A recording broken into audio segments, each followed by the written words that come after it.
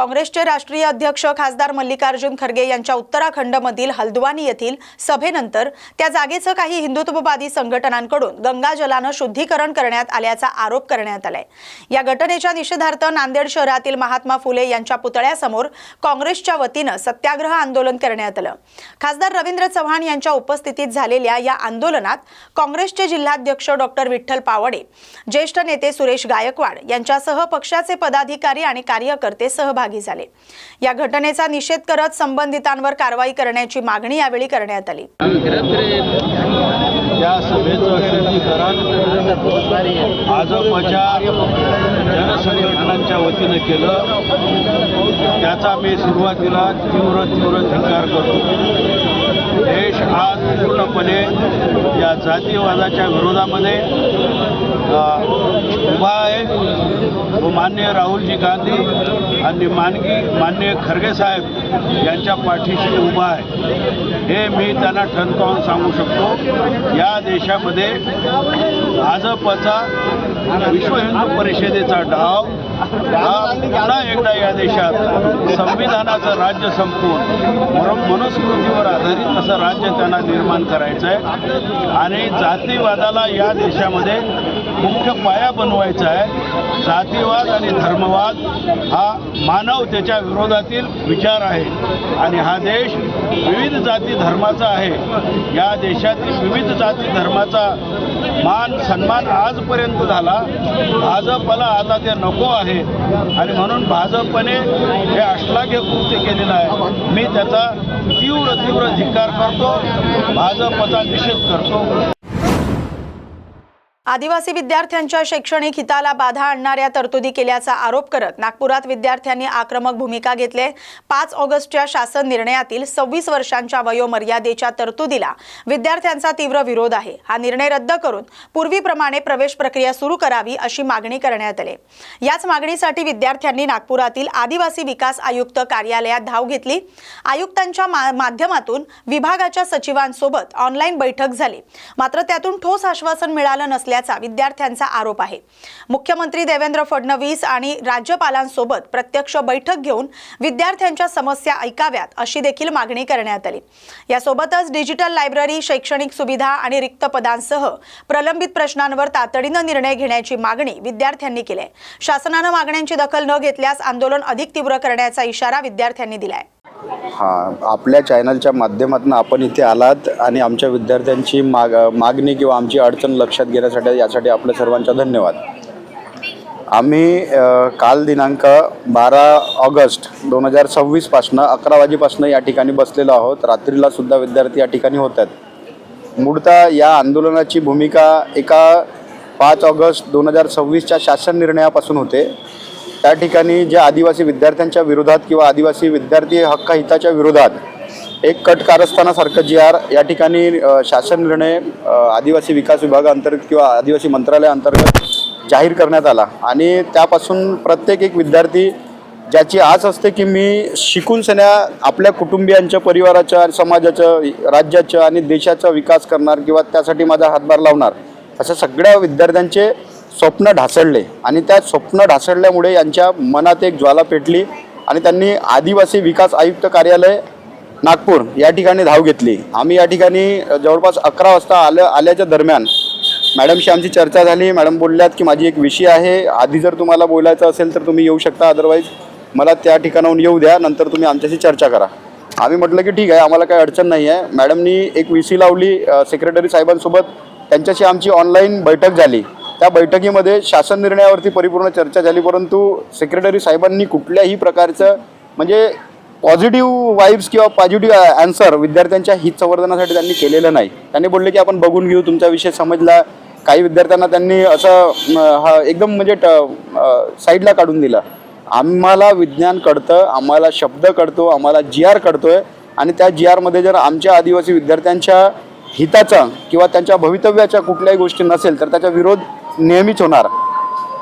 काल आम्ही या नियंत्रणामध्ये होतो की आमच्यासोबत कोणीतरी शासन प्रशासनाच्या वरिष्ठ अधिकारी ज्याच्या माध्यमातून आमचे शासन निर्णय बदलू शकतात अशा व्यक्तीने आमच्याशी चर्चा करावी आणि त्यांनी दखल घ्यावी।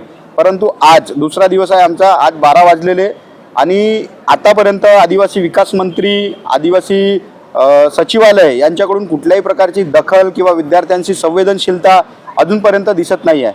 आमच्या काल जरी मागण्या असल्या का तुम्ही शासन निर्णय रद्द करून आमच्या पूर्ववतप्रमाणे आम्हाला प्रवेश देण्यात यावा, ज्या अटी तुम्ही त्या ठिकाणी मांडलेल्या आहेत.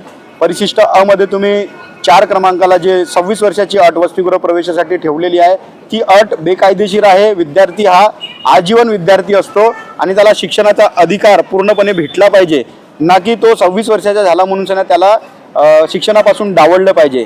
आमचा आदिवासी विकास मंत्री 50 वर्षाचा झाला तेव्हा तो पहिला MLA झाला, त्याला 50 वर्षाच्या नंतर MLA होण्याचा अधिकार आहे, परंतु आम्हाला एक डिग्री घेण्याचा अधिकार नाही. किंवा तुम्ही लाडकी बहिणीला करोडो रुपयाचा निधी वळवू शकता, परंतु आमच्या विद्यार्थ्याला एखादं शिक्षण तो पूर्ण करत असेल तर त्याला तुम्ही आर्थिक मदत करू शकत नाही.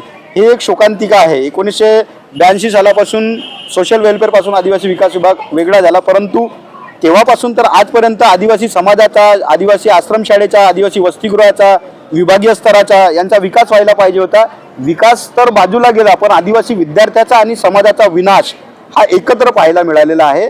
आज आमची मागणी अशी आहे, काल आम्ही आयुक्त मॅडमशी चर्चा करत असताना त्यांना सांगितलं की आमच्यासाठी कुठल्या प्रकारचा मार्ग तुम्ही शोधून काढू शकता, विद्यार्थ्यांना कशी मदत करू शकता.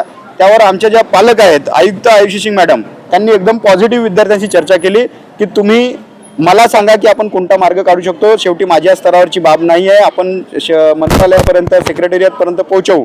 त्यांनी बोलले, आम्ही त्यांच्यासमोर मांडण्या ठेवल्या की आम्हाला आदिवासी विकास मंत्र्याशी चर्चा करायची नाही.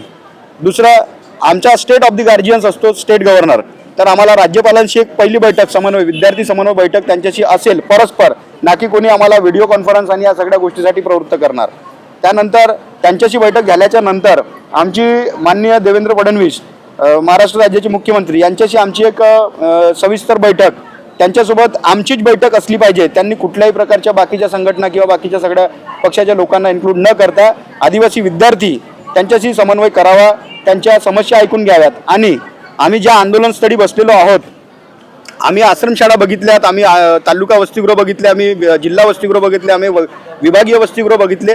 या ठिकाणी शैक्षणिक दृष्टिकोनाने किंवा संवैधानिक दृष्टिकोनाने आदिवासी विद्यार्थ्याला कुठल्या गोष्टीची गरज आहे, कुठल्या गोष्टीची नीड आहे, या सगळ्या गोष्टीचा अवलोकन आदिवासी विद्यार्थ्याला आहे. आणि आम्ही आज या ठिकाणी सर्व बुद्धिजीवी विद्यार्थी एकत्रित येऊन सन्या आमच्या स्वतःच्या वसतिगृहासाठी, आमच्या स्वतःच्या विद्यार्थ्यासाठी, आमच्या समाजासाठी जो शासन निर्णय परिपक्व असेल तसा शासन निर्णय या ठिकाणी ड्राफ्टिंग करतोय. आणि त्या शासन निर्णयाला माननीय राज्यपाल, आदरणीय मुख्यमंत्री आणि त्यांचे सगळं मंत्रालय यांनी त्यांना तो स्वीकार करावा. आणि आमचा जो होपलेस मंत्री आहे, ज्यांच्याकडून आमची अपेक्षा होती की त्यांनी आमच्या विद्यार्थ्यांसाठी सक्षम वसतिगृह बांधावेत, डिजिटल लायब्ररी तयार करावी, विद्यार्थ्यांच्या ज्या 86,000 बॅकलॉग बाकी आहेत त्याच्यावरती त्यांनी बोलावं, 12,500 विशेष पदभरती बाकी आहे त्याच्यावरती त्यांनी बोलावं, बोगस आदिवासींचा विषय रखडत आहे त्याच्यावरती त्यांनी बोलावं, किंवा बाकीचे जे बोगस लोकांची सर्वे करण्यासाठी जो आदिवासी विद्यार्थी वसतिगृह, आदिवासी विभागाचा जो निधी त्यांनी त्या समितीला प्रोव्हाइड केलेला त्याबद्दल त्यांनी बोलावं. हे अजूनपर्यंत कुठल्याही प्रकारचा अध्ययन त्यांनी या ठिकाणी केलेलं नाही, बोललेले नाही. आमची या ठिकाणी संताप व्यवस्था झालेली, आम्ही रात्रभर जेवण केलेलं नाही. थोड्या पैशातून आम्ही काहीतरी एकत्र केलं, आलूभात कढीचा विषय केला. परंतु आताही आमच्या समाजातल्या जागृत लोकांना आम्ही या ठिकाणी तुमच्या माध्यमातून आवाहन करतोय की आमचे विद्यार्थी उपाशी तुमच्या भवितव्यासाठी, तुमच्या पिढीसाठी, येणाऱ्या लेकरासाठी लढत आहेत, आमच्या स्वतःच्या भविष्यासाठी लढत आहेत. तर जे समाजातील सक्षम अधिकारी, कर्मचारी किंवा बिझनेसमॅन लोक आहेत त्यांनी आम्हाला नाश्त्याची, पाण्याची, जेवणाची व्यवस्था करण्यासाठी कृपया आमची हात जोडून विनंती आहे की आपण आपल्या विद्यार्थ्यांना तेवढी मदत करा आणि या आंदोलनाला मजबूत करा. कारण आज आम्ही फक्त GR बदलायला या ठिकाणी बसलेलो नाही, तर आदिवासी विकास विभाग आणि आदिवासी विकास मंत्रालयाचं सिस्टम बदललं पाहिजे यासाठी आम्ही या ठिकाणी बसलोय. कारण या सिस्टमच्या लोकांना आदिवासी विद्यार्थ्याची भीती नाही, आदिवासी कर्मचाऱ्याची भीती नाही, आदिवासी नेत्यांची भीती नाही, आदिवासी संघटनाची भीती नाही, आदिवासी समाजाची भीती नाही, आदिवासी रक्ताची भीती नाही. आम्ही बघतोय की 9 ऑगस्ट सारखा दिवस ज्या ठिकाणी संपूर्ण विश्वामध्ये विश्व आदिवासी दिवस म्हणून त्या दिवसाला मनवल्या जातं, परंतु महाराष्ट्राच्या ठिकाणी ज्या आदिवासी विकास विभाग, स्वतंत्र विकास विभाग चालवला जातो, या मंत्र्यांनी सुद्धा कार्यक्रम घेतला नाही, आदिवासी आयुक्तालयांनी कार्यक्रम घेतला नाही, किंवा या ठिकाणी शासनाने सुद्धा आदिवासी लोकांना आठवण केली नाही की त्यांचे जे आंतरराष्ट्रीय स्तरावरचे कॉन्स्टिट्युशनल, नॉन कॉन्स्टिट्युशनल अधिकार आहेत, ज्युडिशियल कस्टमरीज लॉज आहेत, त्याचं पालनपोषण किंवा त्या ठिकाणी त्यांचं अंमलबजावणी झाली पाहिजे. यासाठी कोणतेच अधिकारी कर्मचारी सक्षम नाही आहे. यासाठी विद्यार्थ्यांनी पाठपुरावा घेऊन आम्ही या ठिकाणी आंदोलन उभारलेलं. प्रत्येक महाराष्ट्राच्या कानाकोपऱ्यात आदिवासी मानव हा वास करतोय.